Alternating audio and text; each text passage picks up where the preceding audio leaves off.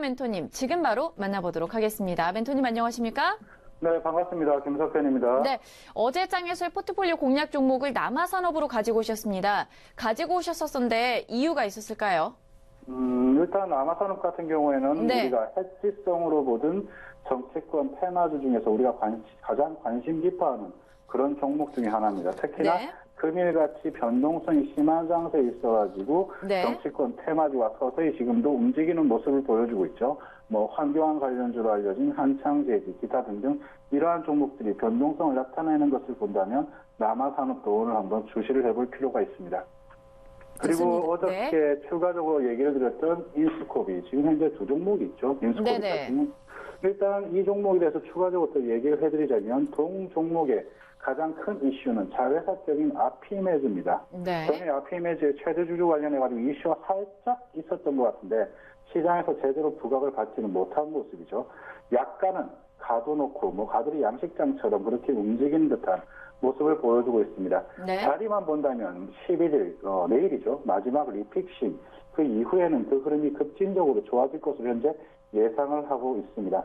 아직 신약 승인 관련 건 내용은 없지만 아피메즈가 유인수 대표의 것이 아닌 인스코비 지분이 늘어나면서 인스코비 자회사라는 명분이 확실해진 듯한 그런 흐름 보여주고 있습니다.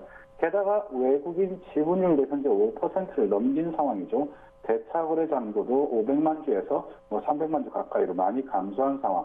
즉 여전히 FDA 국내 최초 승인이라는 재료는 충분히 매력적이다. 그렇게 설명을 드리겠습니다. 네, 지금 현 상황에서 가지고 오신 종목들의 흐름을 좀 보면 인스코비도 그렇고 남아산업도 그렇고 이슈와 관련돼서 좀 묶여있는 종목들로 보여지고 있는데 맞습니까?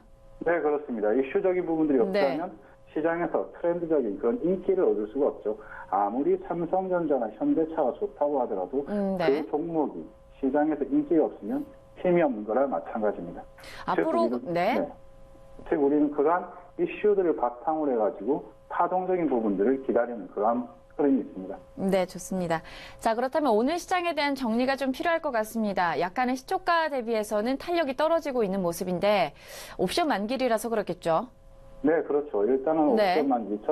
미 장이 아무리 상승을 했다 하더라도 우리가 그 전날에 상승했던 감이 있고요. 특히나 오늘 옵션 만기, 한 달에 한 번씩 오는 그런 것들이지만 충분히 무시하고 넘어가기에는 조금 약간 그런 흐름들이 있습니다. 즉, 전일 흐름적인 부분들을 일단 복귀를 시켜가지고 오늘을 예상을 해보자면, 일단 전일 같은 경우에는 트렌드적으로 서전 기전을 선도를 해가지고 대북 송전주들이 강세를 보였었죠. 전거래에 이뤄가지고 대북 인프라 관련주들 및 북한 관련주들이 강세를 보여줬습니다. 토박스, 삼성출판사, 오로라, 소리바다, 핑크퐁 관련주들이 장중에 급등세를 보여줬고요. 어제 같은 경우에는 오전장 두 테마 외에는 거의 지수 관련주 뿐이었습니다. 즉 오늘 옵션 만기에 있어가지고 재미가 없을 수밖에 없죠. 물론 어제 오후 들어가지고는 의료용 대마 시장 확대 관련해서 중국 쪽 관련해가지고 뉴프라이드, 바이오빌 등 대마 관련 종목들의 파동이 나왔습니다. 지수 관련주들, 특히 금일 옵션 만기 영향으로 어제 같은 경우는 선 움직임이 보여졌다. 그렇게 판단을 한다면 게다가 장중에 나온 미중 무역 협상에 대한 긍정적인 뉴스가 이미 나왔다면 오늘은 옵션 만기 영향상 그렇게 크게 재미있는 흐름은 되지 못할 거다. 그렇게 판단을 하고 있습니다. 네, 그렇다면 시장이 좀 탄력을 받지 못한다라는 말씀인데 이러한 시장에서는 어떠한 공략주를 선정을 할 때 기준을 잡아야 될까요? 일단 네네. 오늘 같은 경우에는 저희가 또 진행을 했던 종목들이 있는데 네.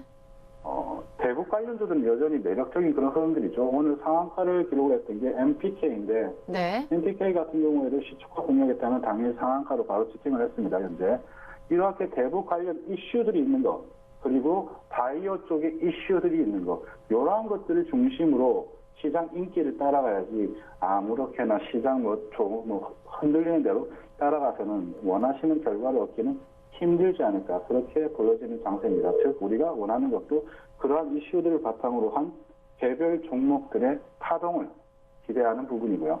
아직까지 시장 자체 낙관을 하기는 이르기 때문에 조금은 더 개별 재료주에 집중을 하셔야 될 것으로 판단을 합니다. 네, 개별주 위주로 접근하는 것이 좋겠다라고 말씀하셨는데, 사실 남북 경협주 위주의 움직임 더불어서 좀 눈여겨볼 것으로 시장에서 많이 권해지는 것이 5G나 미래 먹거리 산업 관련된 종목군입니다. 이 부분에 대해서는 어떻게 보십니까? 물론 5G나 5G 쪽도 여전히 좋은 흐름들 보여주고 있죠. 그런데 네. 미래 먹거리 상으로 봤을 때 약간은 재미없는 이야기일 수 있지만 여전히 바이오 쪽들을 눈여겨보셔야 됩니다. 특히나 금일 오늘 여러분들께 또 한번 오픈이 될 이러한 종목도 바이오 관련 쪽입니다. 동 종목 자체가 바이오 장세가 다시 시작이 될 경우에 현재 가격에서 충분히 원하는 수익률을 얻을 수 있을 것으로 현재 보고 있는 종목을 준비를 해놓은 상태고요. 네. 아마도 2월 달부터 이 종목의 바이오 이슈가 차분히 지속이 계속적으로 나올 것으로 확인이 되고 있습니다. 또한 이번 문재인 정부 정책과도 맞아떨어지는, 즉 치매 관련해가지고 우리가 주목을 해야 될 신약 바이오 사업으로, 기업으로 보시면 될 것 같습니다.